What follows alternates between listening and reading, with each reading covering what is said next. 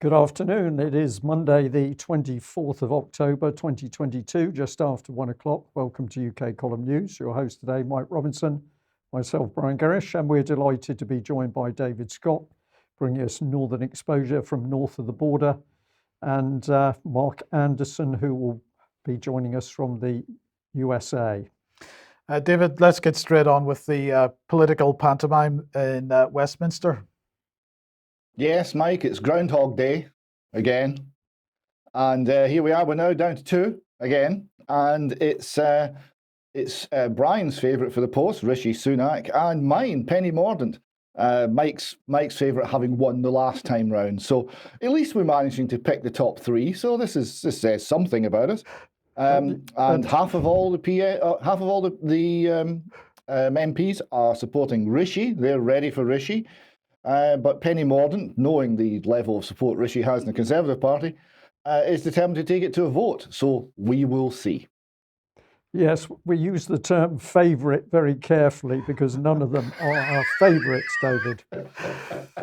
Well, Yes. when I say favourite, I mean the one we expected to win as opposed to the one we wanted to win. Yeah, favourites in the betting sense, Brian. Well, okay, I'm Yes, very happy favourite. with that because I did pick Mr. Rishi Sunak, so we will see. We will see. Anyway, David, we have the BBC here. Half of all Tories supporting Sunak. What's the Telegraph got to say? Well, Telegraph has got actually a much more interesting piece than the actual news.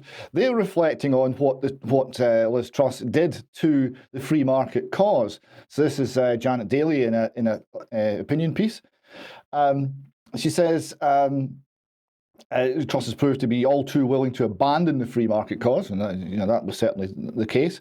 None of this is edifying and honest. Nobody is being truthful about the economic lie we have been perpetrating since 2008. And this is the elephant in the room. She's absolutely right in this. No one in mainstream politics is mentioning the reality of the situation at all. And she goes on to critique Truss's performance. She needed to say something different. She needed to say it differently. She didn't. Why on earth can't she get past "I'm sorry" and make it clear that her original proposals in the mini-budget were a sincere attempt at a solution to the problem that threatens to undermine almost all of the G7 economies? And this was one of the strangest things, because having come up with half of a free market policy, the other half was obviously cutting the state, and she wouldn't go there because politics. But having come up with half of a free market policy, she never tried to explain it, defend it, justify it, anything. There was no substance to her at all. Janet Daly continues in the Telegraph, but it's too late for that now. She's effectively disowned her own position and thus her own motives, and reversed even the moves like the abandonment of the rise in corporation tax, which were not only sensible but critical to economic recovery. None of this is edifying and honest. She certainly still understands that higher interest rates are not only inevitable but even desirable. And so does the leader of the opposition. Nobody is being truthful about the depth and the breadth of this crisis, which is common to all the Western nations who have been perpetrating an economic lie since 2008. This is a critical thing. This is what's not been discussed in any branch of British politics, or indeed Western politics. No one's speaking the truth about the real nature of the economic crisis we're facing. Not in the mainstream. You have to look for this to people outside the mainstream. And we have an example here from Gold Money, Alistair MacLeod, who's a free market economist and obviously a gold bug. He works for Gold Money. So he comments here, the British government's desperate dash towards free markets has failed, badly bungled.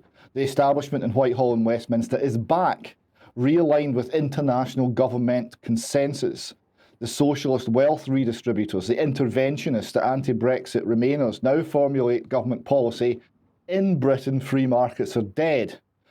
And he goes on to comment about Kwasi Kwarteng being replaced by Jeremy Hunt, an establishment man, safe pair of hands, set to guarantee the authority of the state over its electors. The underlying problem that the electorate can no longer afford its government, again, this is getting to the truth of the matter, is lost in the noise. And then he gives an obituary for free markets. He writes, after a long illness, the death last Friday of free markets was announced in London. Market freedom has been increasingly suppressed since the First World War. In its comatose state, the last flicker of life was extinguished by the sacking of British Chancellor Kwasi Kwarteng and the reversal of bungled policies designed to liberate the British economy from increasing state control. The Prime Minister, he was writing before she went, might be ousted as well, possibly even before the ink dries in this article. He was correct in that. This sad outcome is enough to turn frustrated libertarians into anarchists wishing for a collapse of the whole rotten system, the sooner the better. Fortunately or unfortunately, the increasing progression of status control and suppression of free markets has nearly run its course. A financial crisis of humongous proportions is lurking in the wings, which in this analyst's opinion has a fair chance of whipping out all rapacious states' income entirely by collapsing the fiat currencies.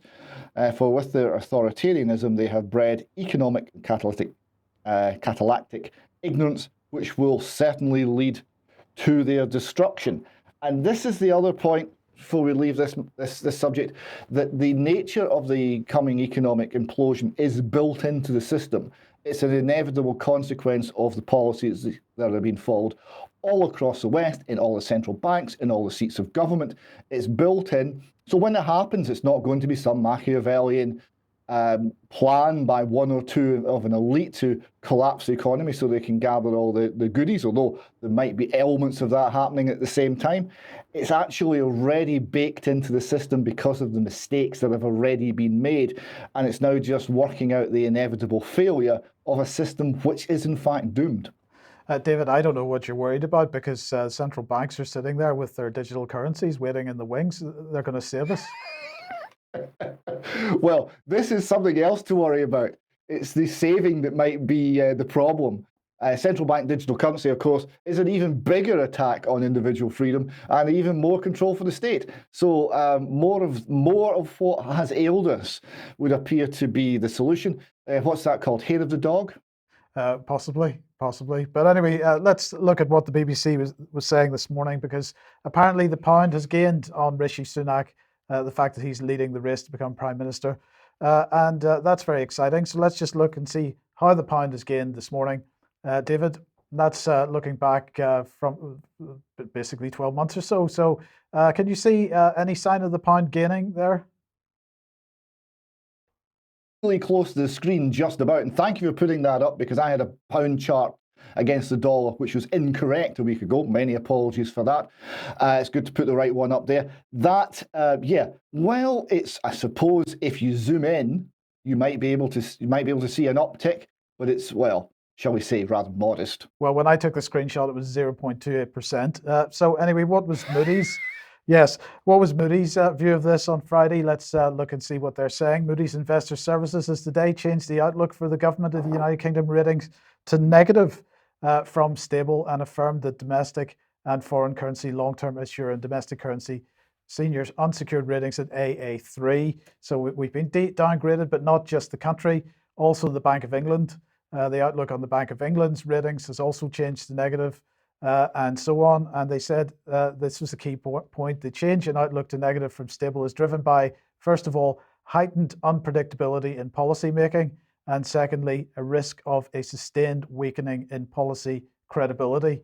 That shouldn't come as any surprise to anyone, David, because frankly, everything that's happened in the last 4 to 5 weeks undermines any credibility that, well, not that we ever thought there was any, but the markets clearly did to some degree. And what are Moody's actually announcing there? That the economic outlook for the country is not based on fundamentals, it's not based on the nature of the economy, the capital structure, the industriousness of the people. No, it's only based on policy and how that policy is perceived. It's all smoke and mirrors. There's nothing real anymore. Indeed. Now, yesterday on the Laura Kuenssberg programme, Mervyn King, the former governor of the Bank of England, was being interviewed. Let's just have a brief look at what he had to say. He said, public expenditure isn't going down. If anything, it will go up. Therefore, taxes will have to rise to fill the gap, which is there at present. That doesn't make a very happy picture for the next few years. But what we need is a government that will actually tell us honestly there's a reduction in our national standard of living because we've decided to help Ukraine and confront Russia. And that means that all of us are going to have to share the burden We can't just put all of it on our children and our grandchildren. And he went on to say that the challenge is if we want European levels of welfare payments and public spending, you cannot finance that with American levels of tax rates.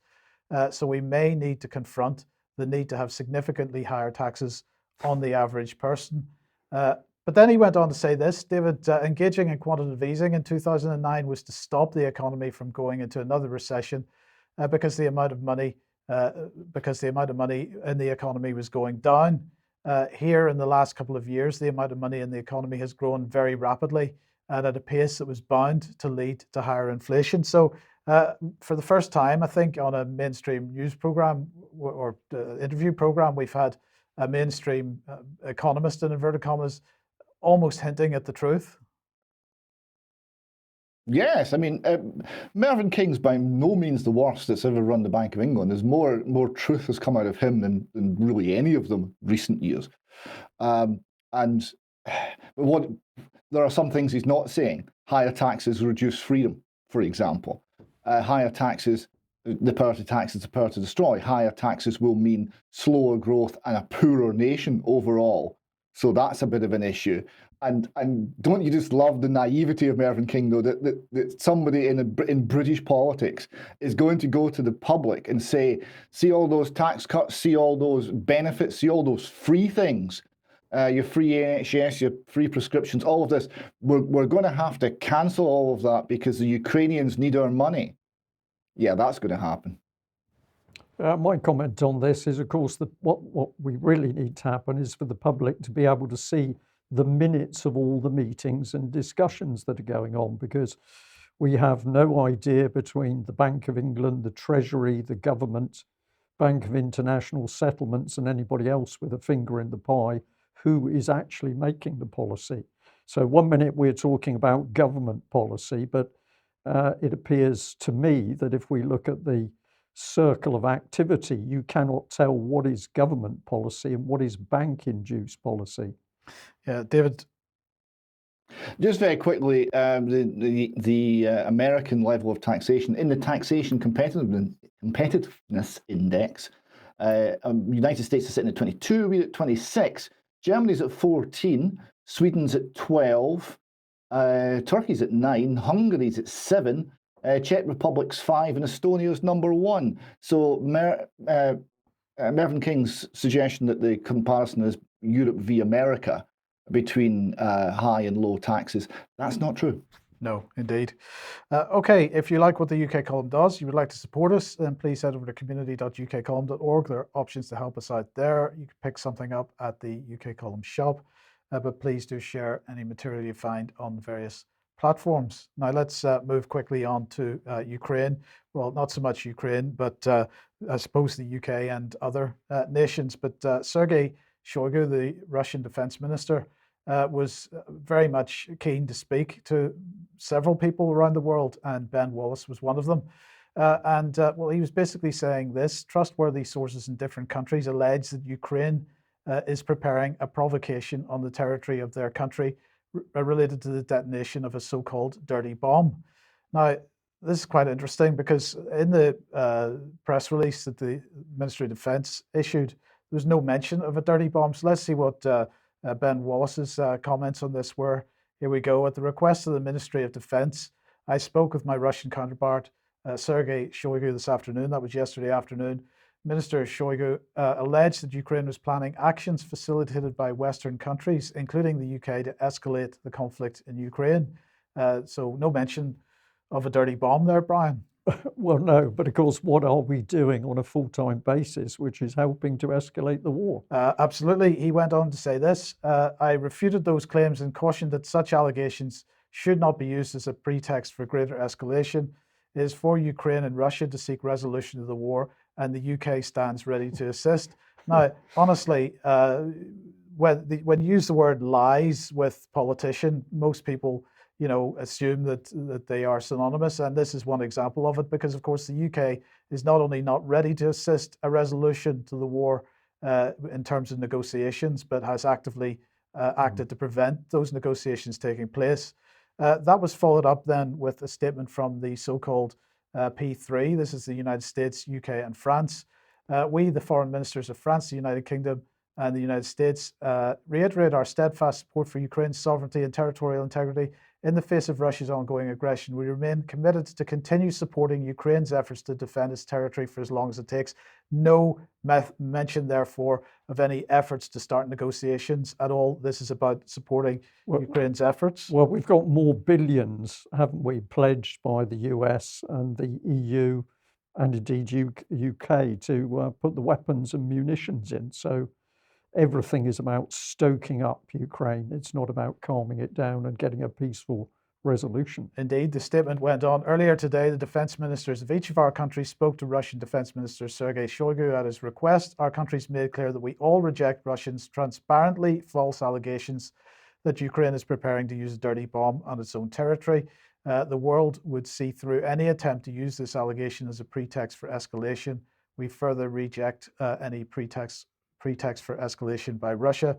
The foreign ministers also discussed their shared determination to continue supporting Ukraine and the Ukrainian people with security, economic, and humanitarian assistance in the face of President Putin's brutal war of aggression, but again, no mention of assisting with encouraging any kind of negotiated settlement. No, because they don't want it, is the answer. They don't want it.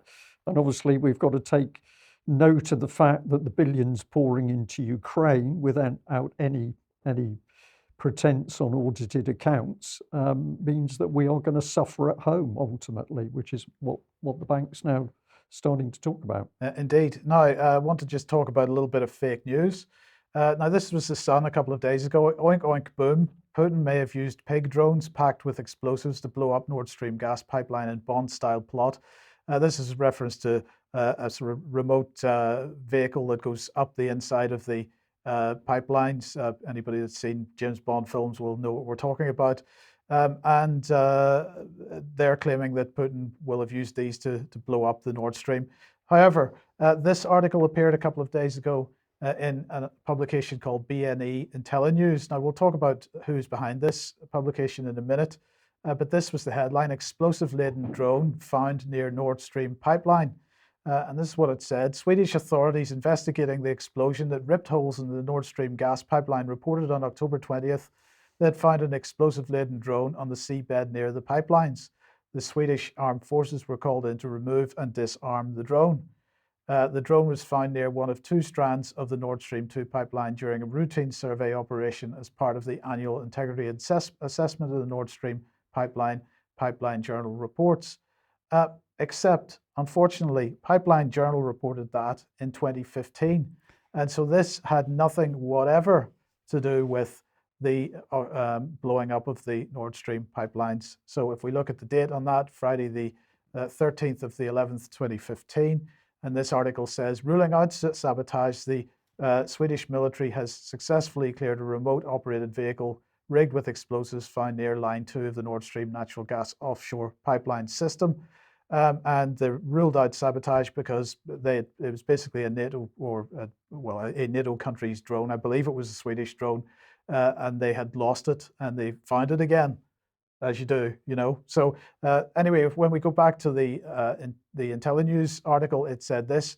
It ended their article with this: the national identity of the drone has not been verified so far, as many countries use unmanned underwater vehicles of similar construction, Stolpe said, who's the Swedish spokesperson.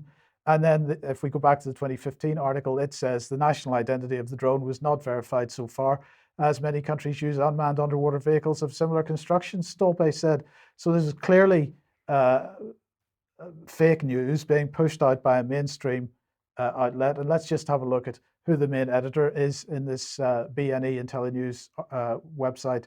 This is Ben Aris, among the longest-serving foreign correspondents in Eastern Europe. Ben Aris has been covering Russia since 1993, with stints in the Baltics and Central Asia. He co-founded BNE as a former Moscow bureau chief for the Daily Telegraph and was a contributing editor at The Banker and Euromoney for a decade, amongst writing for many other publications. He's also a professional photographer. So I don't really know what's going on here, David and Brian, but I think quite an incredible piece of fake news being pushed out by a mainstream outlet. Well, and our governments are supporting this type of thing. And in a minute, Mark Anderson will be joining us to talk a little bit about how children are being taught to identify fake news. And one of the things that they're told is to check if some old story is being maliciously used in order to get an agenda across. But of course, governments are backing this. Let's just pop up on screen the Daily Mail, because I had to do a double take on this one, because here was the Mail Online, 24th of October 2022, trending Russia-Ukraine conflict news. And there was Ben Wallace denies Russia's dirty bomb theories of false flag attack. And there's a picture of Ben Wallace with Shoigu. Now, I was very interested to see what this was actually about. Let's just blow the picture up so you can see it. And what is the headline from the Daily Mail? Russia and British defence ministers discuss Ukraine on phone call. Watch the full video. But the full video is nothing to do with the actual phone call. So let's play the video, because I think it's worth looking at. It's so appalling for a number of reasons. But just bear in mind, this is the video, which, according to the Daily Mail, is to do with a phone call.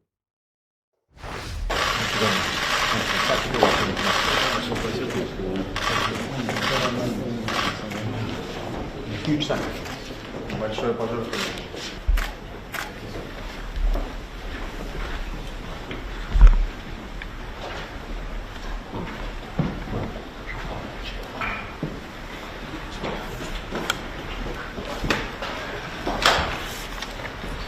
Министерство обороны, военно-политическая обстановка в Европе становится все напряженнее и напряженнее.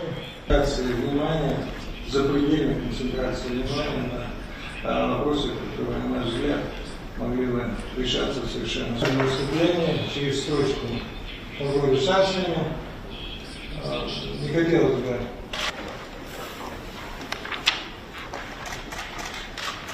Thank you, Mr. Shoigu, and thank you for agreeing to meet at this time. Counter-terrorism and other areas of mutual concern, such as the Arctic and the High North.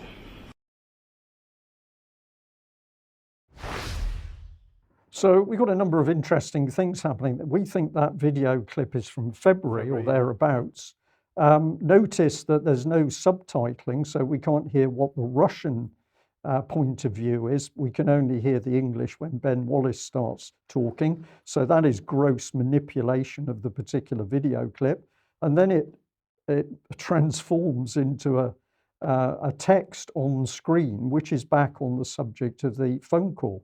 So, David, I don't know what your take on this is, but what is the Daily Mail doing here? It's either gross incompetence or it's deliberate propaganda and manipulation of the public mind by conflating what are effectively two different episodes in discussions with the Russians.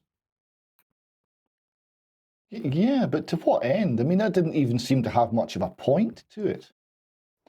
Okay, they had a meeting at some point, somewhere, and what's the effect of trying to get there? I'm not even sure what the point of that is. No, well, all I could guess is that they're trying to perhaps make it appear that there's been such progress on the Western side that the Russians were sitting down again, but I do not know. I just find it highly manipulative.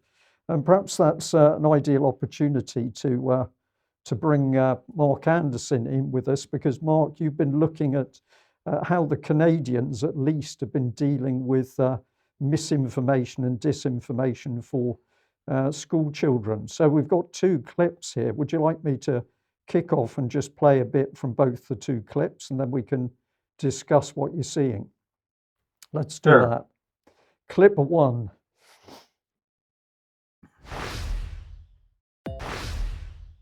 Well, Mike, what came into your head as you watched that tremendous video for children? Well, I thought the very beginning was very interesting, because clearly the alien that was on, what's his name? Trudeau. Thank Trudeau. you. Yes. See, it's eminently forgettable. On his shoulder, that was clearly Coroni, Mark. Yeah, Well, what's interesting here is if you look at it through a journalistic lens, first of all, set the table a bit. CBC Kids News produced this and another video I think that we'll be looking at. And CBC has had kids programming for quite a long time, the Canadian Broadcasting Corporation. That's the equivalent of the BBC in the UK. And so this is the newest thing among the CBC Kids programming. And there's similar things going on in the States. And I thought I heard wind of it over on your side of the pond. That being said, if you look at it through a journalistic lens, for example, they were very clear. I read it online. If something you find on the internet isn't real, sometimes news you find on the internet isn't real, quote unquote. So the clear implication there is only the internet can have propaganda or false or fake news. It's implying that what's on television generally could not have that. So they're trying to demonize in general the internet and say any news you find there is far more suspect than what you would find elsewhere in other mediums. And then they say things like phony experts. Well, define the word phony. Look at what happened during COVID, right? Um, there's lots of experts that were ignored by the mass media cartel that had plenty of solid data about the COVID jabs and how dangerous they continue to be. Peter McCullough, who I covered myself in Berrien Springs, Michigan, near here, he's one of them out of Texas. So whose experts are we talking about, right? In other words, if they're on TV with the CBC, they're real experts. And if they're on the internet, generally speaking, they may not be experts and may be phony. So they're making all these false dichotomies and overgeneralizations that are going on. That's the main thing that jumps out in that particular video. And then the other comment, if you see headlines in all capital letters, that has nothing to do with whether an article is true or false. It's a little bit of a stylistic thing. It's a little bit of a deviation from the norm in terms of headline style. And exclamation points, yeah, that would be a little fishy, but you don't see a lot of stories with prodigious exclamation points. So that's really kind of a non-issue there. And they talk about no author's name. Well, look at what we just saw with Ben Wallace. Not only was there, we knew who produced the video, but there was literally no point to it at all. And so, what these kids are being taught is pretty misleading in those ways and other ways. Yeah, Mark, let's just have a little look at part of the second of these two videos. You actually said this one was your favorite. I think I understand why, but let's watch a little bit of this, which is pure programming of children's minds. Well, there we are. No problem. Use a fact checker and all your worries are over. Yes. Yeah, what's interesting there is, like you just say, it says, go to a fact-checking website. Well, the Washington Post is known for doing so-called fact-checking, and it's very fact-challenged, and it's all based on ideology. There was something there also. Do the news organizations have a goal? Now, this is where it gets interesting. Now, if you have advocacy journalism, let's say you have a Catholic newspaper, you know that it has a Catholic perspective, so you read it with that in mind. American Free Press has a disclaimer in its masthead that we don't try to give both sides of the story because you hear only one side from the mass media, so we try to give the other side, and we're opposed to the New World Order. That's been AFP's credo, and it's clearly printed. Now, the BBC and ABC, MSNBC have an obvious internationalist, transnationalist, globalist bias, but they don't state it. See, so they come off like they're neutral, and then they get to have licensing to broadcast their news over the air, which the rest of us don't have, and which gives them a very powerful message in terms of distribution and dissemination. So when you go to the mass media cartel and their outlets, they're hiding their agenda. They're acting like they don't have one, and that they're posing as neutral so they can get the royal treatment in terms of dissemination.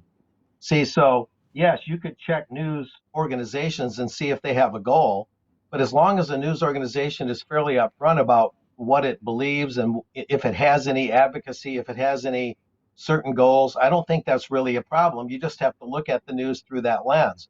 The real problem, again, is the big mass media outlets that have a goal, have an agenda, but hide it. And that's what these kids are not being taught. Yeah, Mark, thank you. Now, what about this headline, CBC Kids News, did the government go too far to end the trucker protest in Ottawa? Well, this is actually a bit of good news. Perhaps these kids aren't totally brainwashed yet. This is actually a fair article off CBC Kids News. So while they're teaching these kids some pretty skewed ideas on how to judge what's true and false in the news, as we've already seen, on the other hand, to be fair, this article is very neutral and very balanced, and it asks all the questions. A law called the Emergencies Act was used for the first time ever in Canada in February 2022 to put an end to the trucker convoy anti-COVID protest in Ottawa, Canada, the national capital. At the time, Prime Minister Trudeau said it was necessary. Others said it went too far. And the article goes on to explore the overall issue in a fair and balanced manner.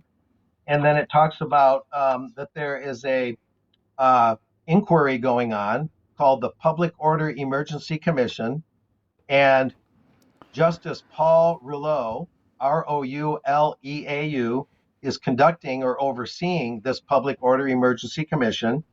And by February of 2023, this commission is supposed to have recommendations and findings over whether it was proper and fair for Trudeau, for the first time ever in Canada, to invoke the Emergencies Act. So the kids did do some decent work here. So all is not lost, is what that's saying. Okay, thank you for that. Well, I'd look at the next headline, Chicago Council on Global Affairs, a survey of public opinion on foreign policy. And I know what's coming up after this, which is to do with where trust is. But what are you seeing here? Why do we need a survey on public opinion of US foreign policy? Well, it's helpful to understand what the Chicago Council is, of course. The Chicago Council on Global Affairs is the former Chicago CFR. They changed their name about 15 or so years ago. The CFR, the original one in New York, was founded in 1921. The Chicago branch, if you will, sort of a sibling, was founded 1 year later in 1922. So this year is the centennial of the CCGA.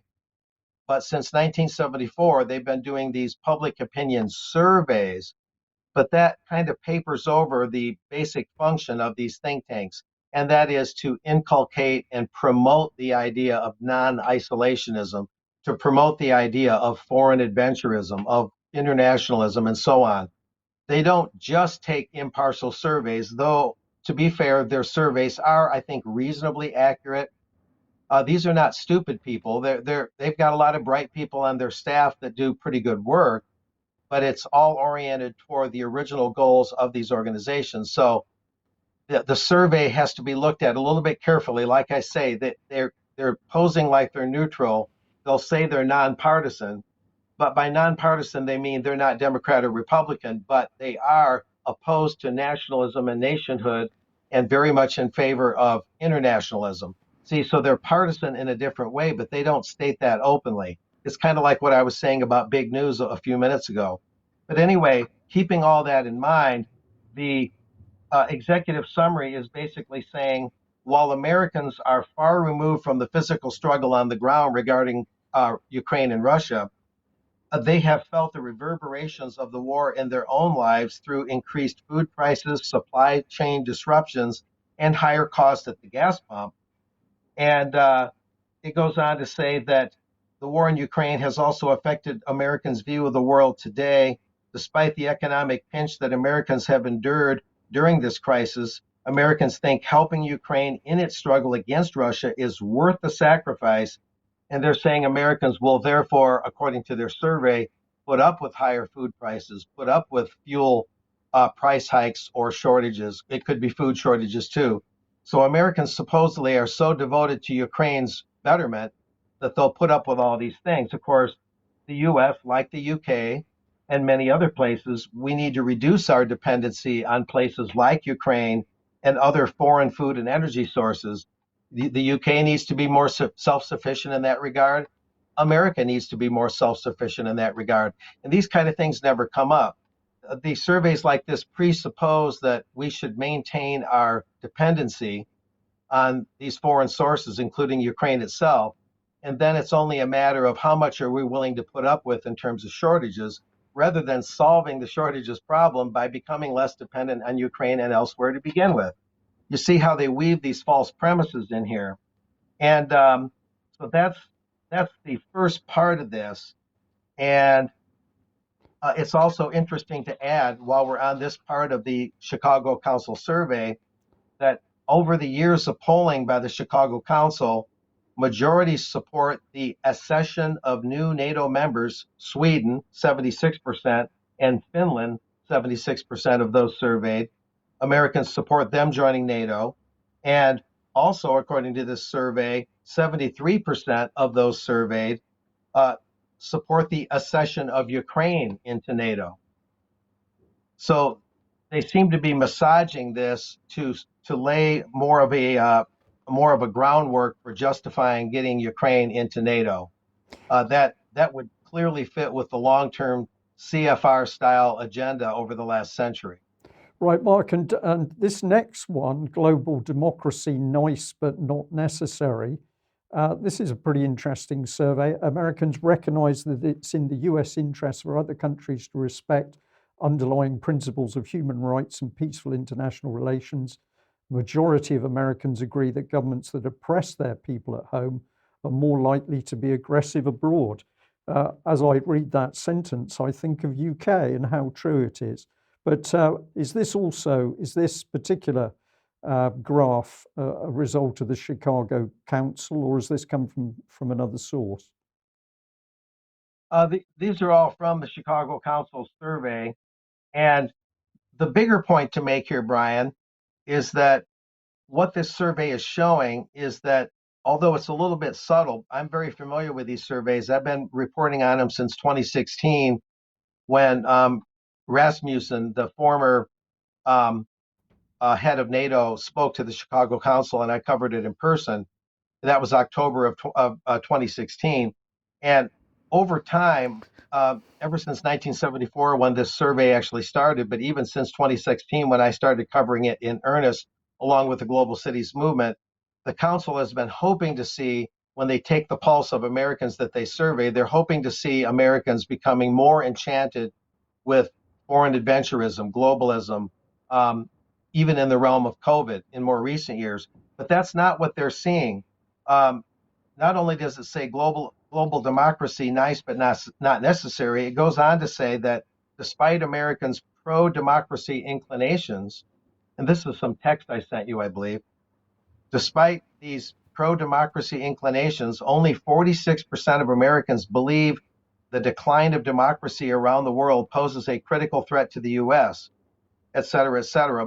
Moreover, only 15% say protecting democratic values and ideals in the world should be the top priority when crafting U.S. foreign policy, compared to ensuring the physical defense of the United States. So Americans are more interested. Yeah, there it is. I can read it again if you'd like. No, that's fine. I think we got that out, Mark. Okay. But what that's basically saying, although it's not a profound change, is that Americans want to protect America proper, physically protect their own country, but they're not ready, like the CFR has been pushing for a century. They're not ready to spend the blood of our children and our tax dollars on protecting democratic values and ideals in the world, because it's not just protecting. Like the American Enterprise Institute and other neocon think tanks are always pushing, they're not just protecting democracy. They want to promote democracy around the world through soft power and hard power. And Americans don't have the stomach for that anymore, and that's good news. Okay, and are you ending on a good note here? We've got most Americans no longer view COVID-19 as a critical threat. Yeah, this is more good news. Again, it's not a dramatic change, but it's a very notable one. And I don't think the council wanted to see this because just last year and the year before, 2020 and 2021, they kept having their Global Cities Forum, but they made it all virtual, like many organizations did, and they were pushing against vaccine nationalism. Americans would have to spend, just ungodly amounts of money and be open totally to the idea that our vaccines that we produce here, which are really just injections, they're not vaccines in the traditional sense, as I always say, but the ones we produce here should be exported to the world. We should be, in a big way, largely responsible for getting the world vaccinated. And that's what the Chicago Council on Global Affairs was pushing in 20 and 21. But here in 2022, according to the same council's own survey, only a third of Americans consider the COVID-19 pandemic to be a critical threat. And around half of Americans would prefer the country play a supporting role in delivering vaccines to those countries in need, 51% of those surveyed. But that supporting role is not an active role. So in other words, they found that Americans are lukewarm about full-blown vaccine globalism, internationalism, and they don't mind America playing a supportive role to some extent, but they're lukewarm on the full-blown thing. They'd rather that America played a less dominant role and things like that. The way they describe it, the public wants the United States to play a supporting rather than a leading role in global vaccine aid, quote unquote. So again, Americans are getting, as I say, more lukewarm about all this globalization along the lines of foreign policy toward Ukraine or along the lines of COVID. And that's despite all the propaganda from the Chicago Council and its sibling organizations. So in other words, the propaganda from these organizations is not totally working. Yeah, And great. so that there's something to be said for that. Okay, excellent. Thank you very much, Mark. Right, let's move on to this then. Now, the public order bill we've been talking about recently, we're going to continue to talk about it. And of course, the public order bill is a piece of legislation which will prevent the sort of disgraceful activities that we've seen from, what do we call them? Groups like Extinction Rebellion and Just Stop Oil and so on, who just seem to be coming along at exactly the right moment to generate some headlines in order to produce some public support for the public order bill. And the question, David, is who's behind Extinction Rebellion? And the answer, it transpires, amongst other people, is Getty oil fortune heiress. She helped fund the climate activists who've targeted artworks, museums, and indeed public transport. This is Aileen Getty, granddaughter of John Paul Getty, and she's founded the not-for-profit Climate Emergency Fund in 2019 and reportedly donated £1 million of her own money to the cause. We see here also the Telegraph reporting this. The Climate Emergency Fund has handed out more than $4 million to activists, including Extinction Rebellion and Just Stop Oil. So these people are actually being paid to conduct their stunts. So Ms. Getty, 65, granddaughter of John Paul Getty, is a founding member. She's given $1 million of her own money, and the fund has put out more than $4 million in total. And just before we leave this, The Guardian reports a very sympathetic piece. The Guardian's very much behind this. Damien Gale and The Guardian here, very much behind the activists. It was terrifying. Stop oil activists on the new battle against fossil fuel. But they then say an end to new oil and gas projects remains a key demand, but protesters now want taxes on big polluters and basic energy for all. Oh, so we're going to have state funding of energy companies. I just wonder whether there might be a slight benefit to Ms. Getty under those circumstances. What do you think? Well, of course, we should know, but we don't know necessarily because people like Ms. Getty are not transparent when they do what they're doing. But I take your point. Well, sticking with legislation and so on, there's a bill getting its second reading tomorrow in Parliament. It's the Retained EU brackets Revocation and Reform Bill, and it was put into the Parliament by Jacob Rees-Mogg. And many people talking about this, but in terms of chaos and so on. And I just want to get some thoughts from David and Brian in particular about the Tory party and what they might be doing here. So let's just have a look at what we're talking about here. If we put this back on screen for a second, the government provides this very nice infographic from the Cabinet Office about retained EU law. So this is the amount of law that, as a result of the Brexit agreement, is still on the UK statute books. So DEFRA, obviously the biggest government department, the largest number of retained legislation from the EU on the UK statute books and so on. We've got HMRC and others on there. Now, here's the point. In the House of Commons Library research briefing on this legislation, it says this: it's difficult to assess the impact this bill will have on the substantive law of the UK if it's enacted and nothing is done legislatively thereafter. Vast reams of retained legislation would fall away at the end of 2023. This would create precisely the gaps in domestic law that the EU Withdrawal Act 2018 was designed to avoid. This is a very unlikely outcome, however.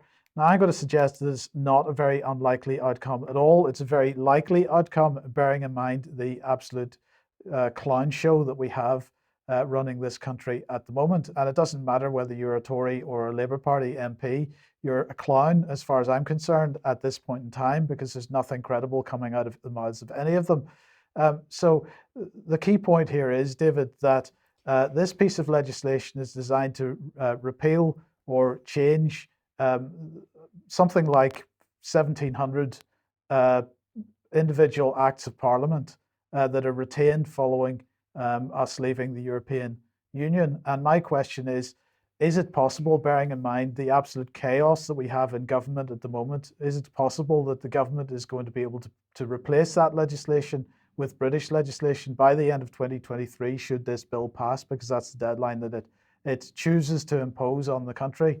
And therefore, the only outcome of this can be more chaos. And in fact, that just before I get your comments, I'll just bring Jonathan Jones on screen. He's the former Her Majesty's Procurator General and he therefore in charge of legal matters with respect to the government. And he said, as far as I can see, there's no indication of which areas the government is thinking of retaining and which it's getting rid of. There's no certainty about what laws we will have and what will replace them. This has nothing to do with Brexit. We have left. It creates great uncertainty within a very tight and completely self-imposed timescale. And I'm sorry to do it, but she made a good point. To bring Stella Creasy on screen, she said it abolishes overnight thousands of laws, from those covering people's pension protections, compensation rights if your luggage is lost or travel delayed, to those tackling insider trading, to maternity rights, as well as vital protections of our environment and water quality, with no clarity as to what, if anything, will replace them.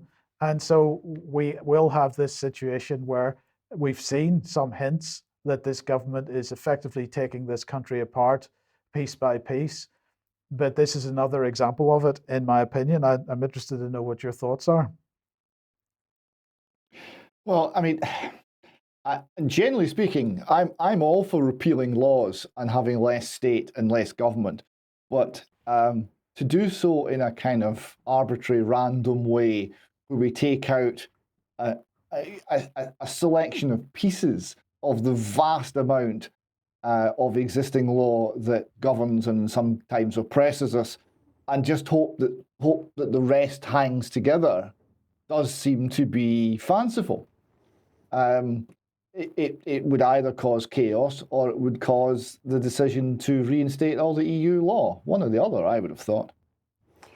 Well, I think my take on it, David, is, of course, as the European project came into force by stealth, it was accompanied by thousands and thousands of individual pieces of legislation, so that virtually everything we touched in our normal day lives suddenly became legislated, instead of being something that was conducted on a common sense basis. So we saw the country drowning in EU legislation, and I would have thought this was an ideal opportunity for the country just to pause for a short period of time and start to remove legislation and remove the burden on people and allow people to go back to running their lives on what was common sense and using existing laws. I would agree with that if we had a government that was going to do it in an organised way, and this is the point, really. The first thing we've got to do is produce some politicians who've got common sense and don't have allegiance to their individual parties. So if I had my way, the first thing we should do is ban political parties. That would be the start. David, you're wincing slightly. Well, no, the point you're making there is a very good one, right? But the point you're making is based on a principle, right? And party or no party, there is no UK politician making that principled stand that we should have much less legislation, much less law governing us, and much more handed over to the individual people to sort out for themselves, with an underpinning of common law to provide the necessary protection. That point isn't being made, apart from by you, and needs to be made, because you cannot roll back the state without first making the case as to why you should do so. Yeah, agree. Thank you for that. Well, one area where we appear to be going to get more legislation is child protection, or maybe not. But let's start with a good day to bury bad news. And of course, most people completely missed the significance of Thursday last week because ICSA produced its final report on child abuse in UK. And this is the headline from their webpage, the report of the Independent Inquiry into Child Sexual Abuse, released 20th October. Well, of course, this was an absolutely tremendous day to bury bad news because, in fact, over a number of days, the country had been drowning in all matters to do with leadership change of the Prime Minister and the top of the Tory party. So nobody was interested in anything to do with child sexual abuse at all. And what happened was this went up on the BBC and other websites for a brief part of that particular day. And then already this key inquiry, albeit with many weaknesses, has disappeared into the long grass. But let's just take a little bit out of the executive summary. It's a big document. It's going to take UK Column a while to get into the depths of it. But it says that this is the final statutory report published by the Independent Inquiry into Child Sexual Abuse. In accordance with terms of reference, it set out the main findings about the extent to which state and non-state institutions failed in their duty of care to protect children from sexual abuse and exploitation, and it makes recommendations for reform.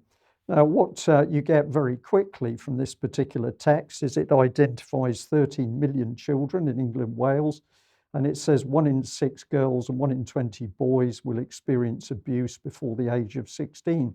So quite clearly, the problem in the UK is immense, but it was so unimportant that it was released to be buried under the weight of Liz Truss. Common themes amongst institutions, well worth reading. The pain and suffering caused to victims and survivors often affected many aspects of their lives. And it goes on to say that the deviousness and cruelty of perpetrators was, quote, limitless. And that about sums it up. If we do a little bit more here, it says the protection of personal and institutional reputations above the protection of children was a frequent institutional reaction. And of course, that was a reaction across all institutions, be it the care system themselves or indeed government. But of course, this has been a very carefully written report that hasn't gone too heavy on government. But it did say that problems in the criminal justice system included investigative and prosecutorial failures. So there are hints as to what was going on. We haven't read the full report yet, so we've got to be a little bit careful. But I'm going to say in the executive summary, you get a feeling of shifting blame, particularly onto the Catholic and the Church of England, and the protection of people in high establishment positions, but maybe I'm biased. It goes on to talk about the experiences of children who were abused outside the UK, and it points out that this started with the child migration programs, which started in earnest immediately after the Second World War, supported by the major charities, so-called child protection charities. But if we look into this, we've got to see the real picture that the government was itself facilitating the abuse of children. Well, we will do more on this particular report because there's a lot more to talk about. But I just wanted to focus today on the utter disgrace that is the BBC, because of course not only did the BBC bury this story as well, it also put out this interesting little audio under Stories of Our Times. And the host of this particular programme was David Aranovich, and the headline for the piece was 10 years ago, the Jimmy Savile affair shocked the nation, sparking a moral panic about child abuse and institutional cover-ups. In response, the government launched a national inquiry in 2014. This week, after 8 years and over 180 million spent, the independent inquiry on child sexual abuse will release its final report. Notice the future tense, will release, because this BBC piece was done in preparation of the release of the report. And the particular edition was with Sean O'Neill, the chief reporter from The Times. And this is part of his quote during the piece. He gets on to the ICSA inquiry itself. He said he's been totting it up. ICSA cost 180 million at least. And then he goes on to compare it with other inquiries where they end up mocking the Edinburgh tram inquiry because it still hasn't produced a report and it's cost 13 million quid.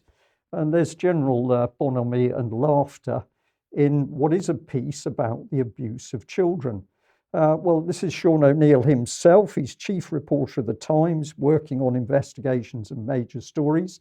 He was apparently awarded Scoop of the Year, a News Reporter of the Year at the 2019 British Press Awards after exposing the scandal of, quote, sexual misconduct by Oxfam aid workers in Haiti. I thought it was a bit of a shame that he didn't seem to get that award for exposing the abuse of children in the UK, but obviously Haiti was his focus.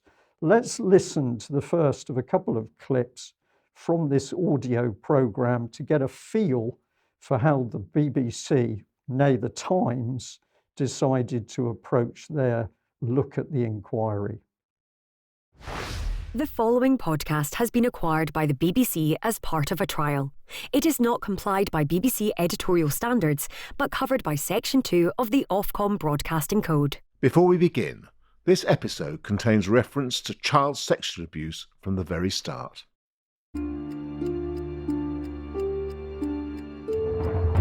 This time, 10 years ago, one story above all appalled the country. The police currently have 8 formal allegations against Sir Jimmy Savile, 2 of rape and 6 of indecent assault.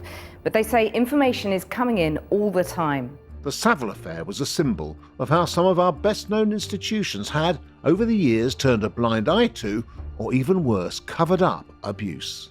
The culture of the BBC certainly enabled both Savile and Stuart Hall to go undetected for decades. At Stoke Mandeville and Leeds General, Jimmy Savile was given a bedroom and an office. At Broadmoor, Britain's high-security psychiatric hospital, he got his own set of keys. Under pressure to act, the authorities pursued a string of accusations against celebrities accused of child sexual abuse. Some were hard to credit, but true.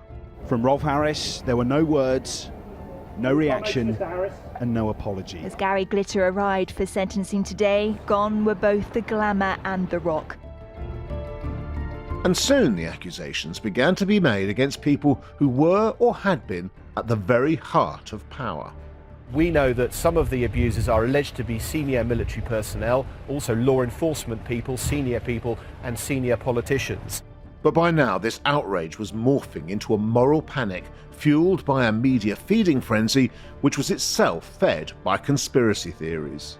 Throwing into doubt virtually every institution in the country and the kind of almost air of hysteria now. Of course they should have called me, and I would have told them exactly what they learned later on, that it was complete rubbish.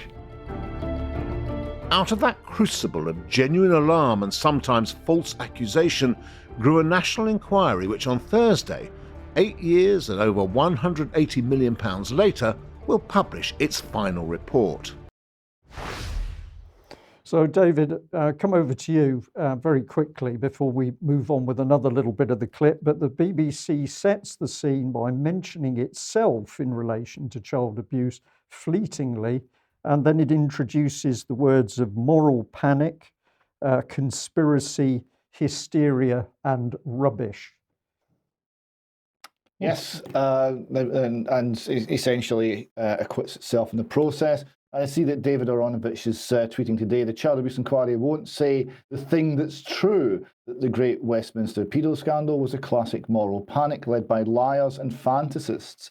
He's writing this in the Times. So he's absolutely clear that this did not happen. This is a narrative that's coming out, despite the truly horrendous and vast amounts of information provided to the ICSA inquiry. That's exactly how I see it, David. Now, I have edited some little bits of this clip to bring things together, make that very clear, encourage people to go and listen to the full clip. Let's have a listen to this second little section to get a feel for what's happening.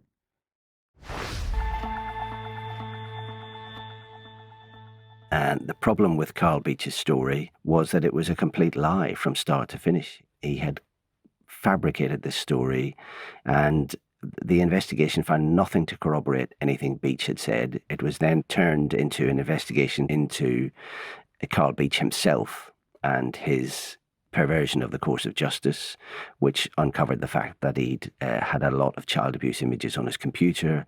And Beech, in the end, went on trial, was jailed, and Operation Midland collapsed. And if you were sitting in the inquiry room, as I was sometimes, you were thinking, how does this inquiry conduct itself now when the catalyst for setting it up is proven to be a lie? And yet it did, and it continued.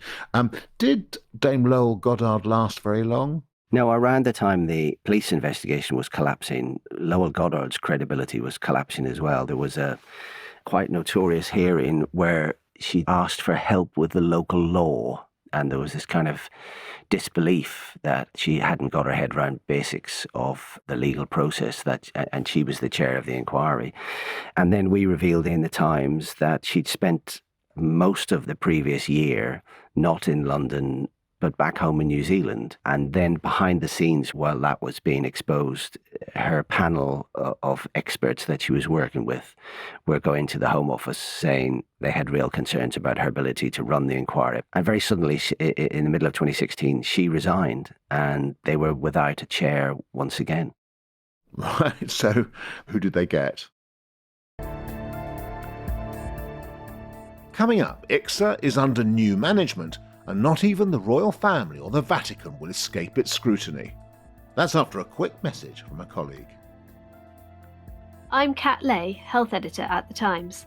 Our health coverage spans everything from how the way we live can raise or lower our risk of diseases, to advances in medical treatment, to the problems facing the NHS and their potential solutions. We can only do this thanks to the subscribers of The Times and Sunday Times. So, David, this is a piece on child abuse, and I hope the audience picked up the snickering and the laughter, because this is a feature of this particular piece. But it's also let's make money for the Times and put an advert in the middle of it. This is an utter disgrace. Words fail me. Are you sure it was about child abuse, Brian? Because it sounded like a sitcom to me. It's not about child abuse, it's about mocking the inquiry and everything to do with the inquiry and making money in adverts for the Times. And notice the disclaimer at the beginning of the piece, which said, no, this hasn't been produced by the BBC, it's part of an experiment. I think this piece is so disgraceful. I've got one more short clip, but I'm going to encourage people to listen to the full piece. And wouldn't it be wonderful if we had a lot of people complaining about the standard of this particular programme to the BBC? Let's just have a listen of the last part 3. It was Ball who was the evil character in this story. I think because he was an establishment figure and he had friends in high places, he manipulated those people to try and defend himself. Now, while the inquiry knocked the idea of a Westminster paedophile ring on the head, that doesn't mean that it didn't point to some instances of politicians being involved. There was an investigation strand into Westminster, and it looked at a number of quite extraordinary cases, including Sir Peter Hayman, former spy chief, who had been caught with obscene material and managed to escape any serious punishment. But I was really struck by the case of Peter Morrison. Peter Morrison was a Conservative MP, a drunk, and he's dead now, and was known by the whips in his own party to have, as they put it in one quote, a penchant for small boys. MI5 were aware of this. They were aware that when Morrison was a minister and might be going overseas, that he might be vulnerable to blackmail, particularly by the KGB in the 1980s. And the MI5 wrote memos warning Thatcher about Sir Peter Morrison's interest in children.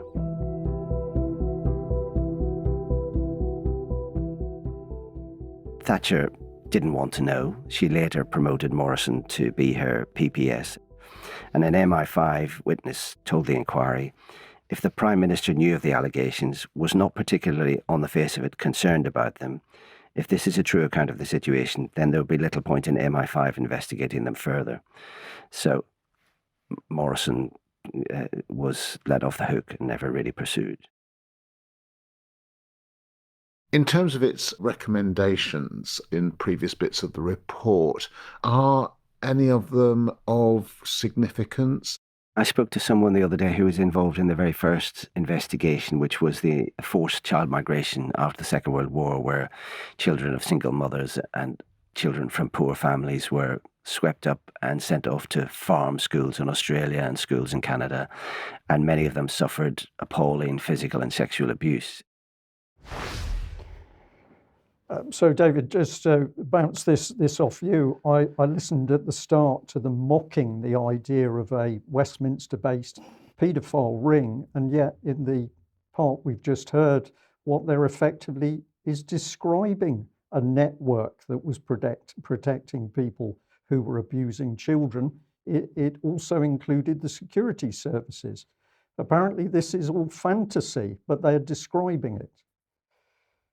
Yes, and they're picking one or two names, and we know there are many, many more that have been exposed and after their death, and against whom there are huge volumes of evidence, including, of course, Ted Heath, former Prime Minister. Indeed, and I'll just leave our viewers with this short video clip, which of course is the BBC with an interview of one of Heath's whips, Tim Fortescue. Consider what this man says in a very short clip against the laughter and frivolity of Ivanovic in that disgraceful interview with Neil from the Times. Let's listen to what the BBC reported several years ago. Anyone with any sense who was in trouble would come to the whips and tell them the truth. They'd say, no, I'm in a jam. Can you help? It might be debt, it might be a scandal involving small boys, or any kind of scandal which a member seemed likely to be mixed up in. They'd come and ask if we could help. And if we could, we did. And we would do everything we can, because we would store up brownie points. That sounds a pretty nasty reason, but it's one of the reasons. Is if we can get a chap out of trouble, then he'll do as we ask forevermore. Well, that says it all. That's the situation. We will have a look at the depth of the ICSA inquiry, but of course we can also say to the audience with confidence that not only were witnesses refused the opportunity to speak at the ICSA inquiry, that evidence from qualified professionals, including police, was withheld and or heavily redacted to make sure the real truth of what was happening with the child abuse did not reach public ears. So there's plenty to criticise the ICSA inquiry about, but it's not a laughing matter. It's not a laughing matter, no. Okay, David, let's finish off then with a building at risk. Yeah, building at risk for Nethy House. This is in the beautiful Glen Island near Ailith in the Angus Glens. And you see it's a very large, impressive, quite austere house. And the background of this is it was built as a holiday retreat in a private home, and it was then gifted by the owner, the Coates family of Paisley textile fame, to Glasgow Council, so that it could be a holiday residence for the children, for girls who came from poor families and families where they needed a bit of respite and a bit of a break, or where the girls themselves were ill and needing to get out of the smoke of industrial Glasgow to somewhere more conducive to recover. A very noble idea, and unfortunately, like so many of these, by the time you got to the 60s and 70s, it was something else entirely. So here we see the Daily Record for Nethy House. Abuse survivors call for independent inquiry. We're still begging for inquiries into these things. Into Scott's all-girls school, House of Horrors. 200 victims so far, by the way.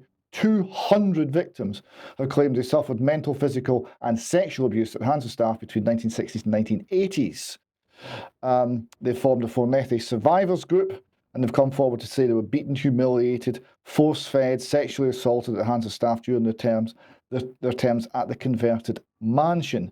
Many of the victims attended the school in their primary years and have been left with lifelong physical and mental health issues. Now, this particular building saw, because it was a short-term holiday periods that the girls were going in for, it was seeing something like 700 girls a year. So, and it was going for a couple of decades. So we've got 200 victims so far. Who knows how many there are? Now they are standing together and they are providing support for one another and getting their message out. Here we see the Glasgow Times reporting on a demonstration they held in George Square in Glasgow, calling for justice for all Abernethy abuse survivors. The Times reports Fornethy House survivors take to Glasgow's George Square and calls for justice. A woman said, "It's very emotional, but it's very healing, because as a child you were silenced. And we've all got a little girl inside of us that suffered and was silenced. Meeting these women today allows us to be heard, and that validates that the traumas we've suffered were real and that we're no longer alone. We're now being heard, we are together, and nobody can silence us." Well, let's hope that's the case. ICSA and the Scottish equivalent might suggest otherwise. The Courier here reports the first civil case lodged by one of the victims here. A woman who claims she was abused while attending a residential school in rural Angus has lodged a civil court case to seek justice for the trauma she says she suffered. This is the first of the 200 alleged victims and is being treated as a test case.